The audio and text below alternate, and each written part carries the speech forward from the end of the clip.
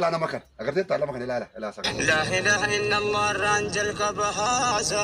محمد رسول الله دنيتازا رايا بامجادا مكاناف nama kanatu agarreeti nuti kan badhaasnu Yesuus Kiristoos gooftaa akka ta'e Yesuus Kiristoos karaa dhugaa jireenya akka ta'e ittan hima inni immoo Yesuus fudhate akka jireenya bara bara argatu akka jireenya bara baraatti galu kennaan koo kan badhaasni koo kana. Namichi malaaxeen kun Ustaaz Raayyaa Abbaa Maccaa kiristaana ta'ii jedhee gara kiristaanummaa feeree deebiin Ustaaz Raayyaa immoo kana fakkaata.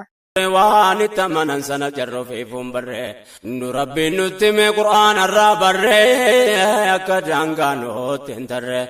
akka nurraa dhaabbatuuf gaafanne yaa rabbi gargaarsa kee kadhanne rahamsi koo si nagawwan waa kana dhageessanii akkaan gowwoomsine jarri ilmaan keessanii obboleewwan kanneen bakka yoo jirtanii nuufa beekan akka islaamummaa jaallannu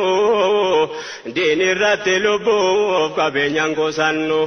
islaamummaa dhabnee jireenyaan filannu diini keessaa duubaan itti aara galfannu nabi muhammadii kan nuti itti hidhannu filatamaa namaa jaallata hordofnu rahmata itti buufnu ayyuhal ikhwaanii amanne yaa rabbi rahmata keetii